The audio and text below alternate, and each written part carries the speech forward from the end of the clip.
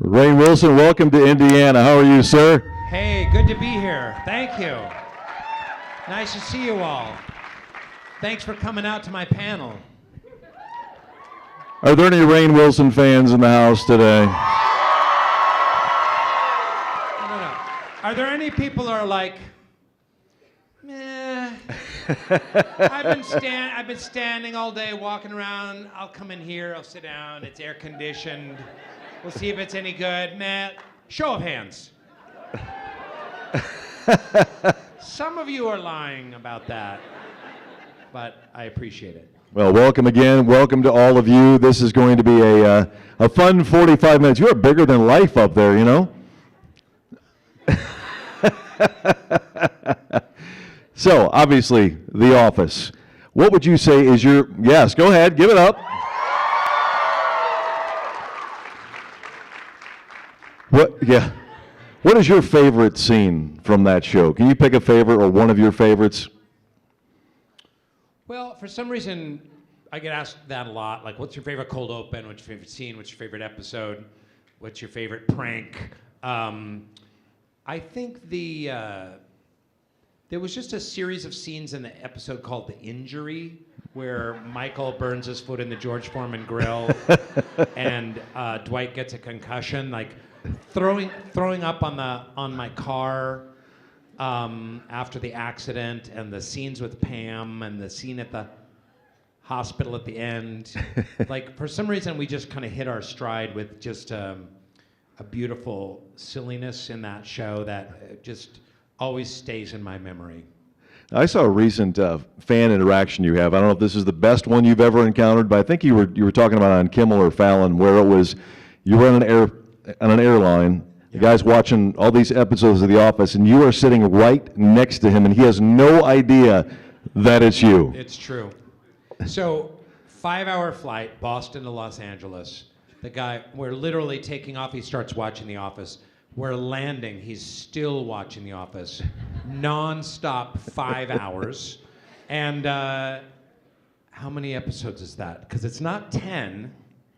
It's like 12 because of the time. You know what I mean? Like, I mean, it's just going on. And I was like, this is just too much. So I was like, oh, I see you're watching The Office. And I had my mask on. I slowly was taking it off. He's like, yeah. I was like, how is it? And he's like, oh, it's great, I love it. And I was like, I heard it was kind of shitty. And he's like, no, it's really good. He goes, at first it starts slow, you know, you got to kind of get used to it. And I'm like, oh, really, it starts slow?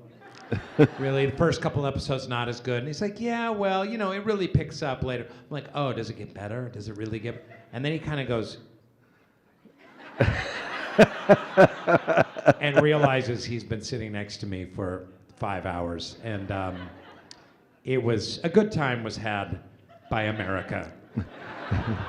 Is that the craziest interaction you've had with a fan? Have you had any like that since you've been here at the Indiana Comic Convention? I've had a lot of crazy fan interactions. Stalkers aside, people showing me their Dwight tattoos. Oh. Sometimes I am covering a woman's entire thigh. So that's a commitment. Yeah. It's one thing to get like a little Dwight on your ankle. It's another thing to get one, you know, the size of a cantaloupe on your thigh. Yeah, that would be a little painful. I think we might have some questions from the crowd as well if you would like to come up. This is the most poorly lit Q&A I've ever experienced. Is this an Indiana thing, or is this a... I can't even, I'm 10 feet away, I can't see your face. That's all right. Does someone have a flashlight on them? Hang on a second. I have one on my phone, I can shine that on. Dude. Oh, look at, the whole crowd's coming to life now. There we go. Yeah, it's probably not gonna work from right here. The side light's good. Do you mind? There you go. There we go. All right, That's is that helpful. good? Okay, yeah. All right. I absolutely love the series Backstrom, and I was Yeah. so disappointed that it wasn't continued on Amazon. I was wondering if you just have a favorite memory. Oh. There we go.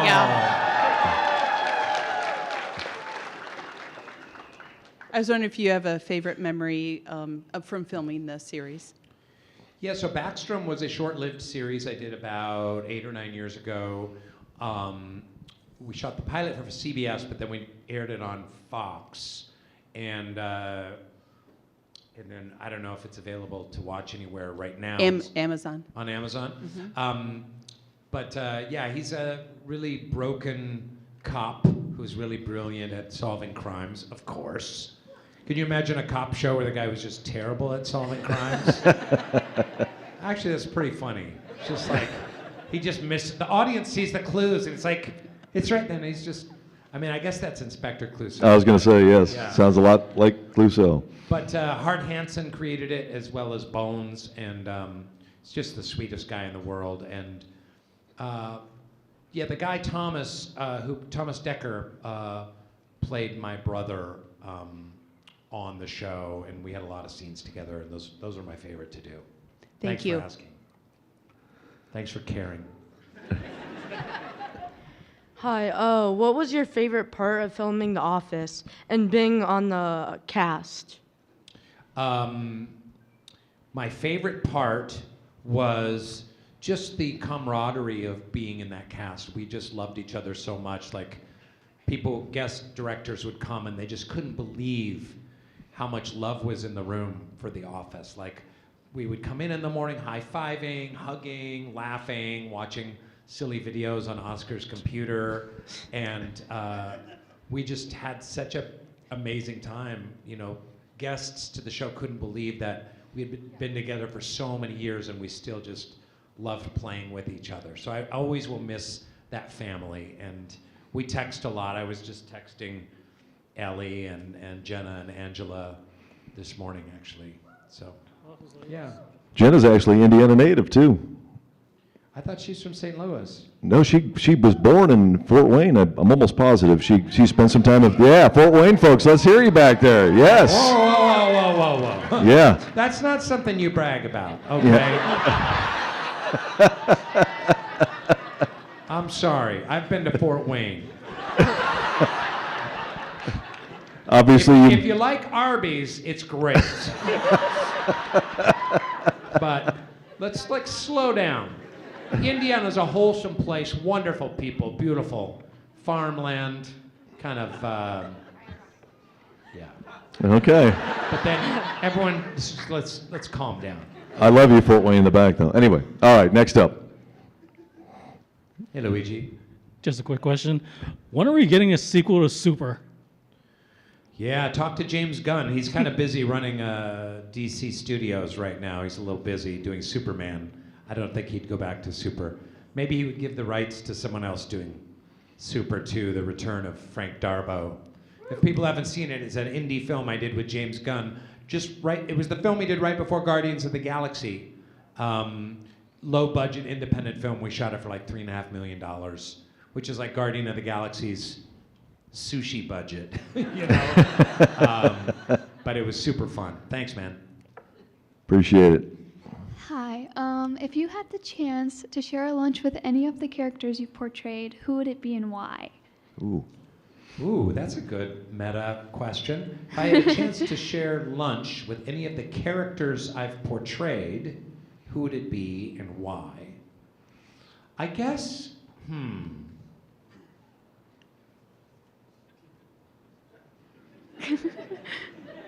part of me wants to answer Dwight, just because I'd be like, what the fuck is wrong with you?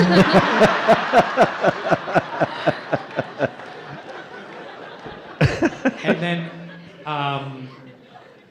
I did a super obscure film that literally no one has seen because it was based on a staged play that I did at the Geffen Theater in Los Angeles. It's called Tom Paine. You can see it, I think you can rent it on Amazon. It's also on this streaming service called Broadway HD. And it's this really complex character doing a monologue to an audience about his life and his traumas and falling in love. And that would also be a very interesting conversation. Thank you for asking. Thank you. Yes, sir. Hey, Rainn, welcome to Indianapolis. Thank you. Kind of two-part question for you. First, how did you get involved with House of a Thousand Corpses? And second part of that is, what was it like working with Rob Zombie as a director? Yeah, so I had just moved to LA, and when I first got to LA, I got 2 movies, Galaxy Quest and Almost Famous. And I shot them both in 1999, and then I got a pilot as well. So it was kind of like, after being poor and starving theater actor for years, all of a sudden I was kind of off to the races. And then the first thing I did after that was, well, first of all, I thought, oh, this is a cinch. I'm in LA. I got 2 big cool movies, and this TV pilot at NBC. Oh, this is great. I'm going to work forever. I didn't work for a year. I was like, oh my God. And the next movie I got was House of a Thousand Corpses. Literally just a submission, and I went into a casting director's office. Nowadays, you do all your auditions at home. You tape yourself, right? Tripod and you put your phone in and you have someone read with you or whatever. But back in the day, you'd go in and actually audition. And I just auditioned, and Rob picked me for a callback, and then we had another callback with me and Chris and Jen and Aaron, the 4 young folk. But Rob and Sherry are awesome. They're just the best. Rob is so cool. He's so down, totally grounded, down-to-earth guy. He was living for a long time on a farm in Connecticut raising goats. So that shows you kind of what kind of a heavy metal horror head he is. Thanks. Yeah, appreciate it. And you mentioned Galaxy Quest, and who had the better hair, your character in Galaxy Quest or Dwight on The Office? Well, my character in Galaxy Quest, it actually wasn't hair, it was a holographic projection, so I had to go with Dwight. Dwight had the better hair, all right. Yes, sir. First off, I just wanted to say thank you for helping us all survive and thrive during quarantine and COVID. It's literally the only thing I watched all the way through. Oh, thank you. And second, what is your daily or just all-time go-to line from Dwight, and can you say it in character? I'm not a trained monkey, and I'm not going to say a Dwight quote in character. But I will say that I do there was a quote that Jen Salata, who wrote and directed a lot of our best episodes, she wrote it, and it was hanging on the wall for years. And they just never knew how to fit it into an episode, and then finally they just stuck it in a talking head. And the quote was, "Fact, I am faster than 80% of all snakes." And for years, it was just hanging on the wall. I'm like, when am I going to say that? And then finally, they found a place. So I would go with that as my favorite. Thanks. Thank you. Love the shirt too, bud. Thank you. So first of all, I'm a really big fan of The Office. I love your work on that. It was amazing.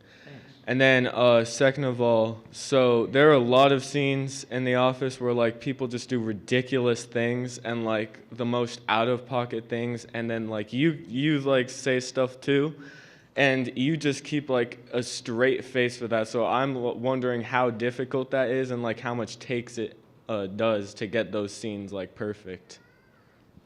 How are you? Hi. So if you look on YouTube, you know what YouTube is, right? And you just look for Office bloopers. There's dozens of hours of us laughing our asses off. So they chose the take where we did not break at all, but we were laughing all the time, especially with Steve. And Steve in the conference room, when we're all packed together, I mean, when he comes out in the conference room and is like, "The worst thing about prison is the Dementors." I mean, there's no way you're keeping a straight face on that. So, thank you so much. Thank you for coming. First off, I want to say thank you for carrying The Office. You're my mom's favorite character, so there's that. Not yours? Well, there's Michael Get Scott. out. I'm sorry. You're my second favorite, don't worry. Anyway, so... I'm your second favorite character?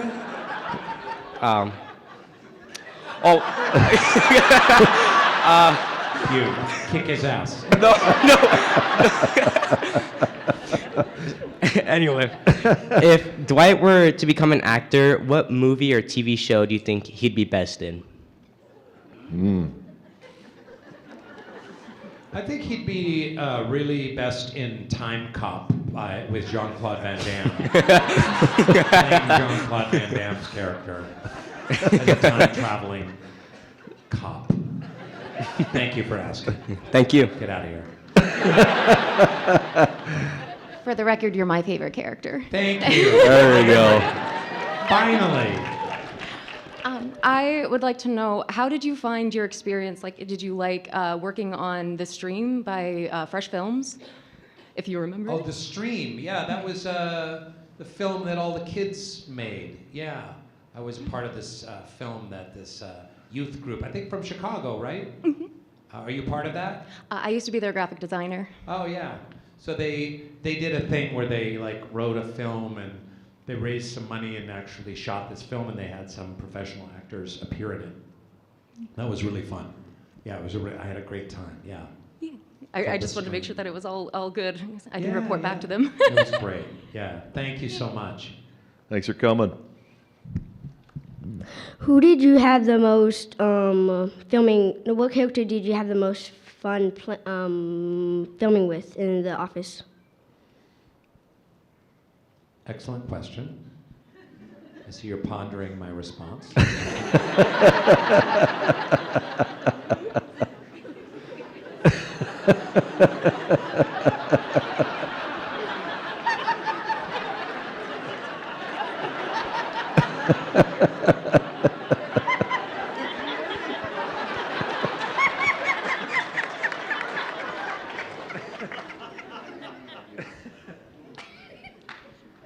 There's no right way to answer that question. I mean, it's a great question, and truly, Steve Carell is one of the great actors of all time, but also one of the greatest comedy actors ever. So just getting to spend hours and days and weeks filming with him was incredible. But John and I had an amazing rapport. Jenna is brilliant. Angela and I had great chemistry. So I'm gonna go with Creed.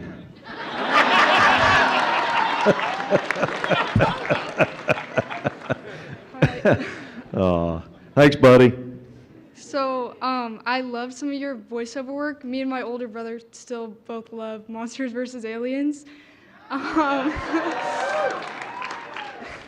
So I was wondering, which would you say is harder, like doing voiceover work or TV acting and movie acting?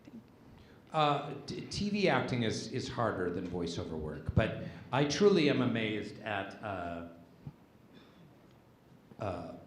amazingly great voiceover actors. I'm pretty good just because I'm an actor, but there are professional voiceover actors that I forget the guy's name. Forgive me, but I did a couple episodes of Adventure Time, and one of the actor who played SpongeBob, the voice actor. Someone know his name? Tom Kenny? Yeah. He did, and it was insane. Like, he was in the room, they're like, okay, Tom, this is a talking banana, and you have to say these 4 lines. And he's like, and they're like, Tom, this is a prison guard with a lisp who's sentencing him to death. And he's like, just like anything they threw at him, he would just create a completely new universe. I was like, oh, I'm in awe. That is a skill set I do not have. That is absolutely incredible. So, hats off to all the voiceover artists. Amen. Thank you. Hi. I wanted to ask, do you actually like beets? What made them choose that for Dwight? I only like Indiana-grown beets. From Fort Wayne. Yes. Yeah. I do like beets. I love beets. They're fucking great. Are you kidding me? I eat them like apples. Yeah. I even eat beets anally. Thank you. I just push in the envelope a little bit, keeping you on your toes. Get out of here.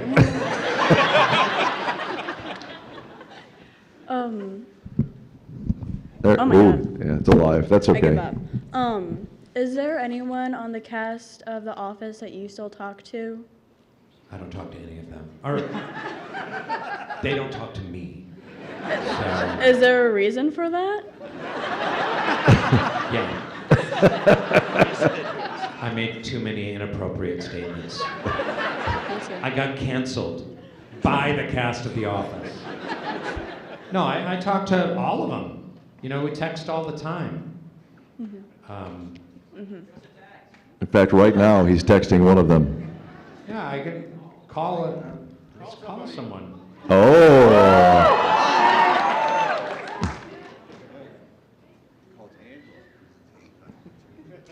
Who do you think he's calling? Reed.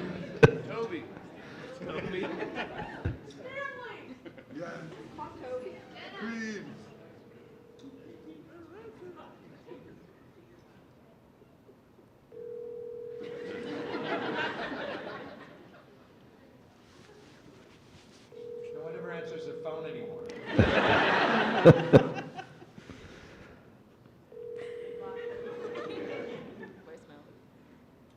Your call has been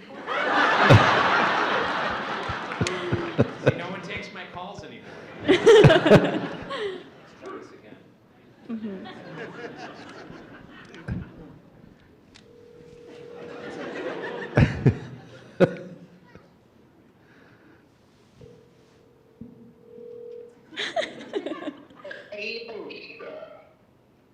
Hey Creed, how you doing? How are you? I'm good. Are you? Can you hear me okay? I can. What was your favorite line as Creed? Gosh. Whatever the line I said that may keep me on. I'm here at the Indianapolis Comic-Con, and people didn't believe me that I still keep in touch with the cast. And they made me prove it. So you're on speakerphone in front of like 600, 800 people. Cool beans, my friends.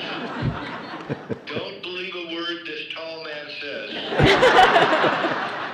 What do you think of the state of Indiana? Be honest. You know, I always wondered where the Indians in America came from. Indiana, that's right. Indiana. Yeah. All right. And I love their songs about corn and things like that. A lot of songs about corn. All right. Yes. Now go back to bed and eat your applesauce, okay, old man? I love you, Creed. All right, bye. Bye. Well, how cool was that?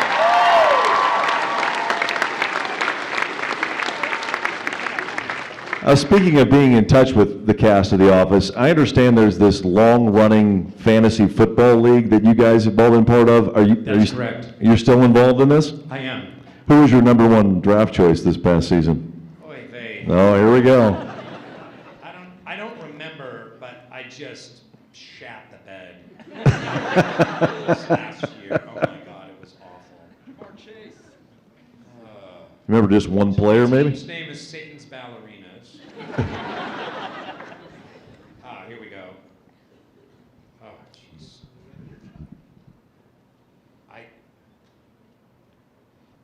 It looks good on paper, this team. They all do. Whoever my first round draft choice I lost, but I had Mahomes and Deebo Samuel, Kamara. So, yeah, but I was terrible. Who won the league this year, do you know? Nobody cares. The sound guy. Of course. Yeah. Wait, is that right? Yeah, the sound guy, Nick Carbone. There you go. Nick Carbone, the sound guy, won the Fantasy Football League. Yes. Hey, Mr. Wilson, thanks for your time. So I'd just like to know, if Dwight had his own spin-off show, what would you call it, and what would the first and last episodes be about? So Dwight did have his own spin-off show, and it was called The Farm. And we did what that's called a backdoor episode. So one of the episodes of The Office later on in the seasons when no one was watching was called The Farm, and it was about Dwight working on his farm, running a bed and breakfast. And you got introduced to his sister and his brother, and so that's the first one. The last one is Dwight getting gored by a bull and eaten by wolves. Thanks for asking. Who's next? Thank you. Thanks for coming. My question is specifically about your character of Terry Carnation. Yes. And how you became involved in the podcast Radio Rental. Well, me and, is Cordray here? Yeah. Where? So Cordray is back there, and her brother is named Aaron. She's from Lexington, Kentucky. And Aaron is one of the most brilliant comedy writers. He's been on Family Guy, and he's on the TED TV show right now.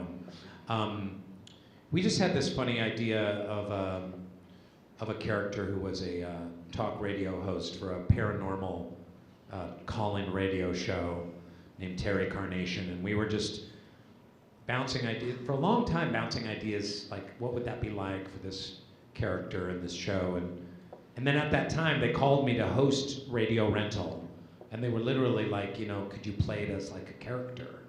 And I was like, well, as a matter of fact, we're working on this Terry Carnation character. So really for the last 7 years or so, I've been hosting this fun paranormal radio show called Radio Rental with kind of creepy true life stories in it. And so it's been really a lot of fun. Yeah. Thank you. Thank you. Good evening. I just wanted to say first off that I absolutely love you in The Office. But I did want to ask about the geography of Bliss. And I really... Further, I'm just... Oh, I'm sorry. Can somebody actually fix that microphone so that... Can we lower the microphone, please? Thank you. There we I appreciate go. that. Thank you. I wanted to ask about the geography of Bliss. I found it very inspirational. And if you could speak on that a little bit, maybe how that search is going and where you have been finding your bliss. Thank you so much. So, some of you might watch The Office on Peacock. Most of you probably just watch reruns on Comedy Central because it's all they play these days. They should rename Comedy Central The Office Central. But on Peacock, I did a short-lived series, 5 episodes, called The Geography of Bliss, which was a travel show of me going around the world looking for happiness, like keys to being happy from other cultures around the world. And I went to Iceland and Bulgaria and Thailand and Ghana and West Africa. Super fun show. Just had a blast doing it. And, you know, in it I talk a lot about my mental health journey, which, as we know, there's this devastating mental health crisis going on right now, especially among young people. Mm-hmm. And you know, it's something I really struggled with a lot of anxiety throughout my 20s, depression, a lot of loneliness and kind of meaning and addiction, and had a lot of struggles, a lot of therapy, and a lot of what I did. Someone said medication. Someone's like, medication. Like, I did medication for a while, but that wasn't it. But so this was a show where I got to kind of explore some of those things and share some of my journey in it. It's still on Peacock if anyone watches Peacock. If anyone watches anything but The Office on Peacock. But one of the things, I wrote a book a year and a half ago called Soul Boom. Thank you. 17 people read Soul Boom. And I have a podcast called the Soul Boom Podcast, where I continue to explore spirituality is something I'm very interested in, and you know, I'm an active meditator, and finding spiritual solutions to mental health issues, something I explore in the book and also on the podcast, and I got to do on that show. So thank you very much for asking. Appreciate it. So I have two questions. I'm not going to break the rules, so you only answer one. First one is, where's my pillow? And the second question is what do you see yourself doing in the next 10 years? Like something that you would love to do. Only one. Your pillow is in the closet above the humidifier. Okay, great. Thank you. Great. Hi, I'd like to first of all say that your range is amazing. No! I think it's underrated. Second, when I watched the British version of The Office, you nailed Dwight. So did you see it first? I'm did kidding. you study I love the him? British version. Go ahead. Did you see it first, Sorry, or did you you still study love him? me.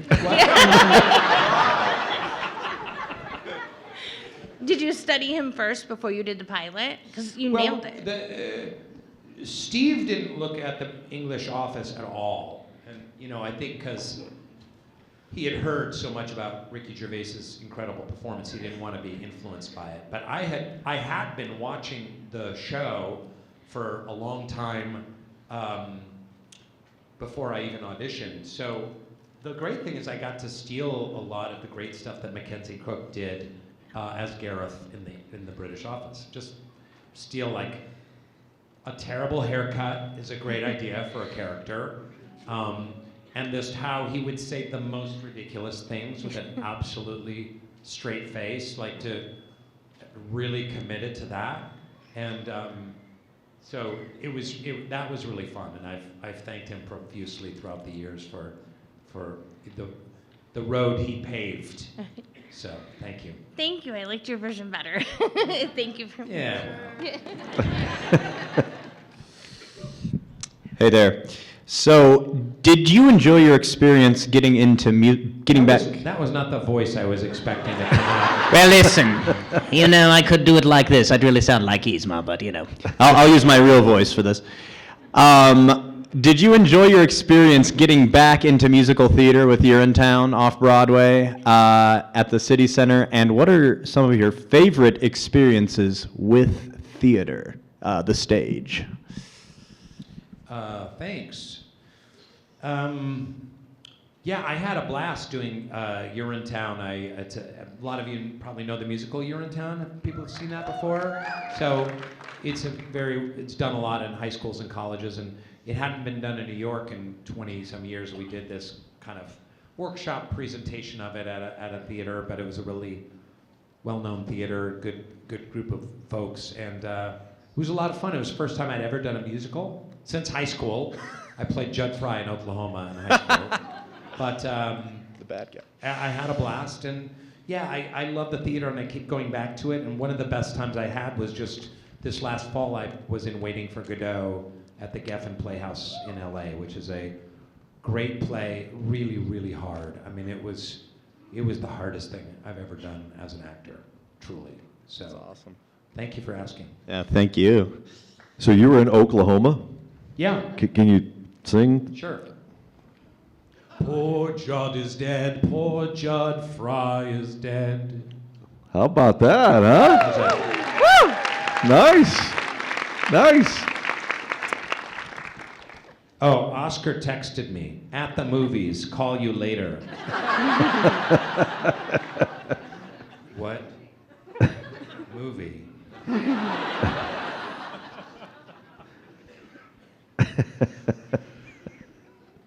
Can't wait to hear the answer to that one. Okay. Hello. First of all, I would just like to acknowledge that identity theft is no laughing matter, and it does affect millions of families every year. But other than that, how would you rate Kevin's chili, 1 through 10? I love that you're documenting this interaction. Surreptitiously, people don't think that you notice when you're like, hey, how's it going? Hey, how's it going? I'll never see that phone. Well, I'm here alone. Who else is going to video it for me? Yeah, Kevin, Brian Baumgartner has a chili cookbook out. Did you know that? I did not. Yeah, for real. Whore. trying to capitalize on his Office fame. Who would do something like that?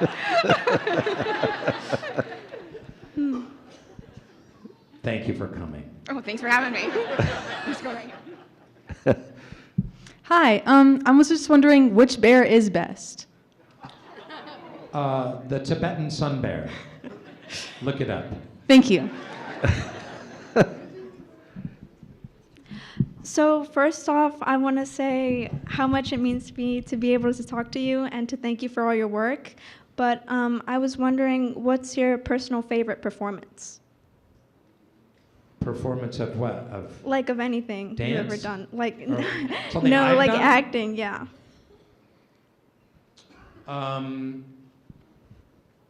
That's a great question. What's the best performance? I guess I really liked Super. Someone who got an autograph earlier talked about this movie I did, one in a kind of a dozen independent films that no one ever saw, called Hesher. And I really do like my work in this movie, Hesher, with Natalie Portman and Joseph Gordon-Levitt. No one saw it. It's terrific. No one saw it, but I enjoyed that. Thank you. You were also in a movie, the Weird Al Yankovic story. Weird. Yeah, Yeah. Playing Dr. Demento, Yes, which that's right. I grew up on listening to that show all the time. Did you I listen? could kind of tell that about you. Yeah, could you? Yeah. Could you tell what my favorite bit was from Dr. Demento? No, tell me. Probably the Fish Head song, the Roly Poly. Oh, yes. Remember that? Fish Heads, Roly Poly Fish Heads. Yeah. Did you listen to Dr. Demento as a kid? Of course I did. Of course I did. What was your favorite? 10 Puppies. I guess whenever they would play like a Monty Python song, like Eric the Half-a-Bee, Yeah. you know? So, Yeah. Good stuff. If you haven't seen that movie, check it out. He's wonderful as Dr. Demento. Go ahead, sir. I love your comedy work, but what makes you fascinating to me is just the depth behind you. That I'm a big fan of the Soul Boom podcast, and so I'm just curious about what the core message that you would want to communicate through that. I think it's so worth hearing for the people that struggle with many of the things that you're addressing through that podcast. yeah, I mean, the thesis of the book, Soul Boom, is that America has, by and large, turned away from religion to such a large degree. And it's kind of like, did we throw the spiritual baby out with the religious bathwater? And that there are spiritual tools. You don't have to be a member of any particular religion, and I'm not advocating for that. I'm a member of the Baha'i faith, but it doesn't have an agenda to convert people to Baha'i. It's simply, there are spiritual tools that can help enrich and deepen your life. And have we thrown the spiritual baby out with the religious bathwater? But meditation and prayer and connection with nature, building community, seeking transcendence, these are all kind of spiritual impulses that all humans have. And a lot of you find them in your favorite shows, in your favorite comic books, in your favorite anime, a lot of those qualities. So that these tools can be used for mental health, but they can also help make the world a better place. And we see the world in a state of, great political division, so many systems kind of falling apart, and like, how can we bring spiritual tools and qualities and ideas to bear on what we do in creating a society? So those are the kind of, like the last show on Soul Boom was about a topic that you won't really hear much about, and it's maybe the most important topic in the world, and you never hear it discussed: world peace. How about that?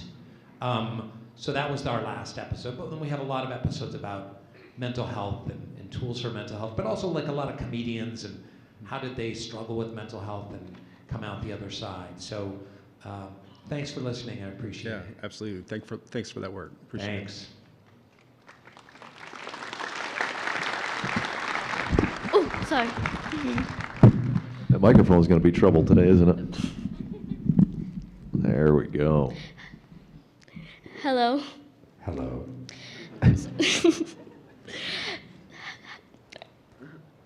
Sorry. What is your least favorite character that you have to act and why? My least favorite character? John Krasinski. As Jim, because he's horrible. Okay, thank you. Thank you. Thank you.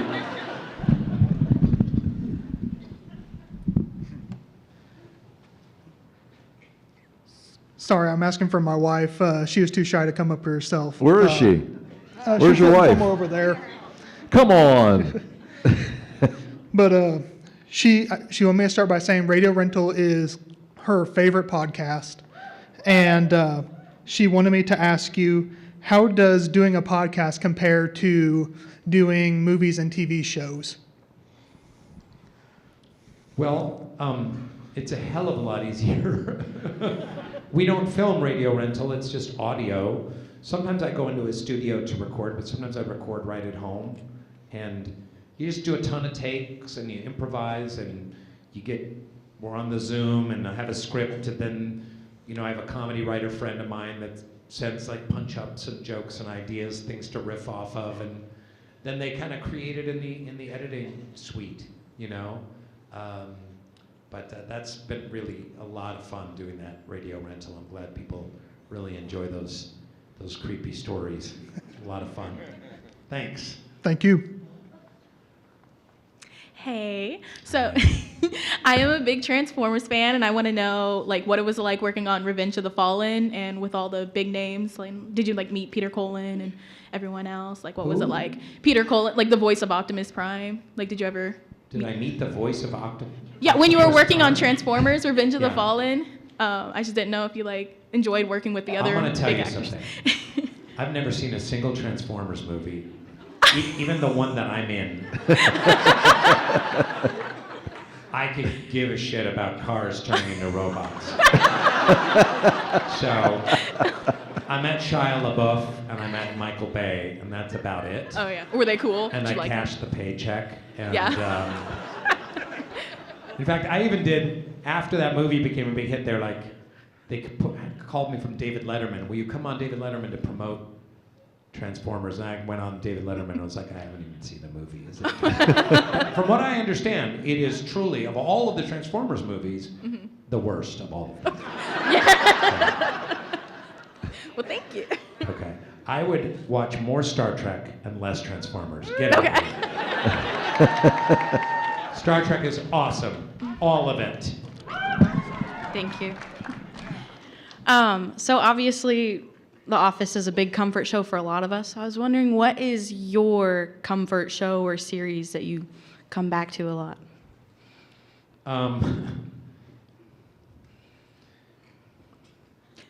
It's my high school shop teacher.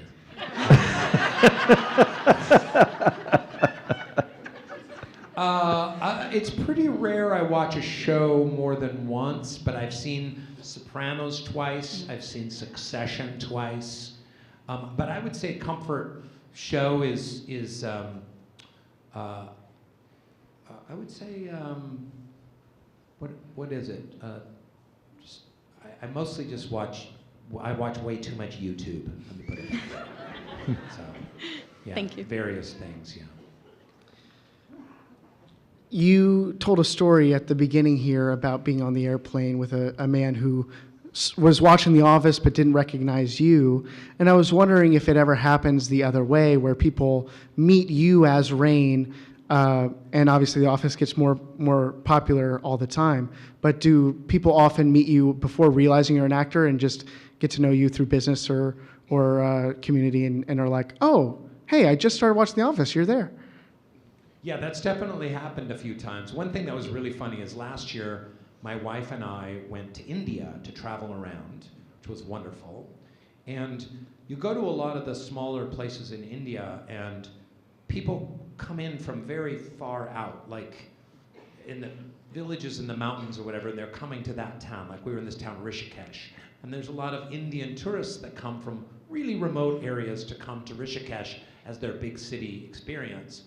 And they want to take photos with white tourists because they've never met tourists from America or Europe before. So a lot of times a lot of times I'm like, hey, can I get a picture with you? I'm a big fan. And so we do that.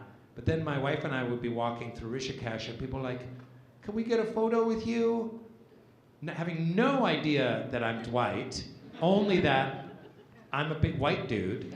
And so I imagine that there were dozens of photos of me and my wife with these beautiful Indian families, and that later they'll be like, look who we met on our trip, and someone will be like, that's the guy from The Office! So that may happen. Who is this on your pin? Someone gave me a little hairy mud pin. Thank from, you. Star Trek Discovery. I played that character. Yeah, thanks. Aloha, how are you? Hi, how are you? I'm good. Somebody stole my question, but I just Okay. wanted to say hi. What's next for SoulPancake? SoulPancake? Yeah, what's your next thing? You're doing So- Soul Boom now. I'm loving it, loving the show. SoulPancake is a digital media company I had. It was a YouTube channel for a long time. And then it was purchased by this media company called Participant Media, which has now gone defunct. But we've recently bought back the SoulPancake library. So I'm not really sure what we're going to do with it, but we haven't made any new content in about 4 years or something like that, maybe 4 or 5 years. So, but it's still out there on the interwebs, but I'm not exactly sure. Okay. Yeah, thanks for asking. I think we're going to have time for one more question because I know you're My getting ready to high do school the. shop teacher. There he is. Hi, thanks for everything you do. I love your work at The Office, obviously, but there's things like your work at Tim and Eric that I loved, and my wife and I were watching 6 Feet Under and had no idea you were in that, and what an amazing show. But question, are you sitting down? I mean, I know you're sitting down, but you're sitting down, right? Do you know so how it's a to hard, share it's a hard one. It's a hard one. My stepdaughter's here, and she would like to know, her name's Eleanor, she would like to know your favorite color.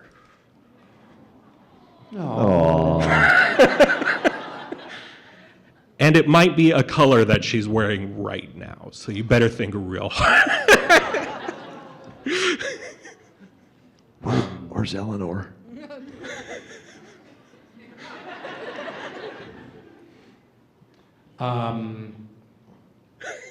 Chartreuse. I don't know. I don't Exactly. I love all the colors. I love all of the colors. I really do. I don't have a favorite color. When I was a kid, it was orange. I had my room painted orange. That'll fuck you up.